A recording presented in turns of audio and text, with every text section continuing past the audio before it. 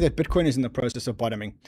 This weekend, quite a big weekend in terms of the weekly close. So if you look at the weekly close, for the first time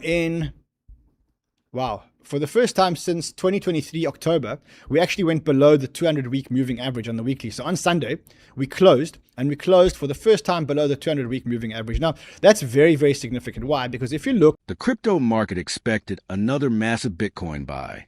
Instead, Michael Saylor made a move that no one saw coming, and within hours, both MSTR and Bitcoin reacted. The real story isn't what Strategy bought. It's what the company deliberately chose not to buy. What if Strategy's biggest Bitcoin move wasn't buying Bitcoin at all? That's exactly what just happened, and it could reshape how investors view the company's long-term crypto strategy. Instead of using the $1.15 billion raised from selling MSTR shares to stack more Bitcoin, Strategy took a completely different route. The company strengthened its cash reserves, extending dividend coverage from just 10 months to an impressive 17.4 months. Almost instantly, the market responded. MSTR shares climbed, while Bitcoin briefly surged, revealing just how much investor sentiment is tied to Michael Saylor's financial decisions. But that wasn't the biggest surprise. Strategy also unveiled a new capital management framework that could fundamentally change how it manages its Bitcoin treasury. The company can now repurchase up to $1 billion of STRC securities and another $1 billion of MSTR shares, giving it the flexibility to rotate between Bitcoin, equity, and debt depending on market conditions. This creates an entirely new layer of strategy. If MSTR trades below the value of its underlying Bitcoin holdings, selling a portion of Bitcoin to buy back undervalued shares could unlock greater shareholder value. If the stock trades at a premium, acquiring more Bitcoin becomes increasingly attractive. The bigger message is impossible to ignore. Corporate Bitcoin adoption is evolving beyond accumulation. The next competitive advantage may not be owning the most Bitcoin, but managing capital, liquidity, and balance sheet strength more effectively than everyone else. What do you think? Did Strategy make the right move, or should it have bought more Bitcoin instead? Share your thoughts in the comments below. If you enjoyed this analysis, don't forget to like, share, and subscribe for more in-depth crypto and market insights. Strategy raised $1.15 billion, and they did this by selling MSTR, and they did this without buying any Bitcoin. So all they did with the money was that they increased their reserve to be able to pay the dividend to $2.55 billion, which then increases it from the 10 months that he had previously to 17.4 months of dividend. You can see Strategy is up 3%. STRC is up at $81. It was at 71.26 before the weekend actually started. And even Bitcoin, if you look at the Bitcoin chart, when this happened, we had a slight spike in the price of Bitcoin, which shows you that some of the reason why Bitcoin is actually down is because the market is actually worried about Saylor. So you can actually see that when Saylor actually announced that over this is the 1 hour chart, we actually spiked to 60,700. We have come down now because I think there are other forces at play here, right? But this just shows you that a lot of the Bitcoin price being suppressed is people worried about Saylor and Saylor's position. And so what he announces a digital credit framework designed to strengthen the digital credit, enhance liquidity, and preserve long-term Bitcoin exposure. Now, effectively, what they're saying here is that they've now created a framework that says Strategy has established a repurchase program for up to $1 billion worth of our own digital securities and up to $1 billion of MSTR. So they've got a framework now where they can sell Bitcoin and they can use the proceeds of the Bitcoin to buy either STRC or MSTR. And I remember, it was implied, but they never had the framework in place. Now they've actually got that framework in place, which says, look, if Bitcoin is trading under or over a certain amount, or the MNAV is trading over a certain amount, we can buy back our digital credit securities, which is the STRC, and we can buy back up to $1 billion of MSTR, which means that what Saylor is probably going to be doing now is Saylor's going to be buying and selling Bitcoin to get the MSTR MNAV. So if MSTR is trading it under the assets on the Saylor balance sheet, then what they'll do is they'll sell Bitcoin and buy MSTR. And when it's trading above, they'll sell MSTR and buy Bitcoin. And so they said, look, if we need to, we will actually sell Bitcoin to buy STRC, which I think, by the way, will be his next move. I think that Saylor's next move, maybe next week or the week after, he'll say, look, we sold some Bitcoin and we actually used it to buy STRC and get STRC back towards that 100. So average. I will say that FUD is out of the way in the short term, but in the long term, I urge Saylor not to leverage up any more of his Bitcoin. You can see the market doesn't respond very well to it. Sit on your hands for the next couple of months. Just sit on your hands for the next couple. Has Bitcoin just flashed the biggest by signal of this market cycle, or is the worst crash still waiting ahead? Stay until the end, because one historic indicator could change everything you thought you knew about Bitcoin's next move. For the first time since October 2023, Bitcoin has closed below its 200-week moving average, a level that has historically marked the bottom of previous bear markets. But here's the twist. Does this breakdown signal the end of the correction, or is it only the beginning of the bottoming process? History offers a mixed answer. During the 2021 to 2022 bear market, Bitcoin continued falling another 33% to 40% after losing the same level. Could this cycle follow a different path? There's another side to the story.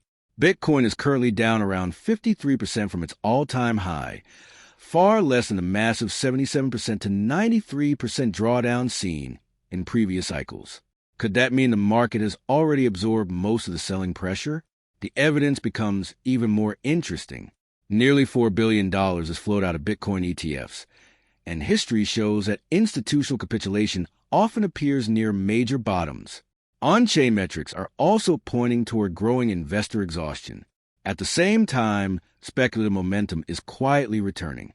Solana is showing renewed strength, and meme coin activity is heating up once again. Is smart money slowly positioning for the next rally, while retail investors remain fearful? The next few weeks could provide the answer everyone in crypto is waiting for. Let's back. That Bitcoin is in the process of bottoming. This weekend, quite a big weekend in terms of the weekly close. So if you look at the weekly close, for the first time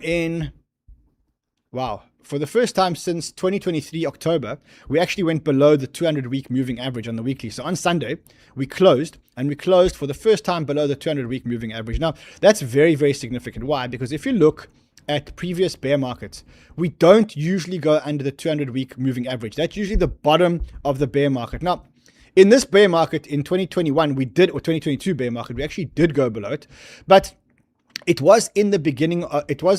You could say the beginning of the bottoming process. And so breaking below it kind of says, look, maybe we're not tracking like the previous bear markets, but we're going to the 2021 bear market. Now, the bad news is that here, there was still another 40% between the time that we broke and the bottom. There was a 33% thing.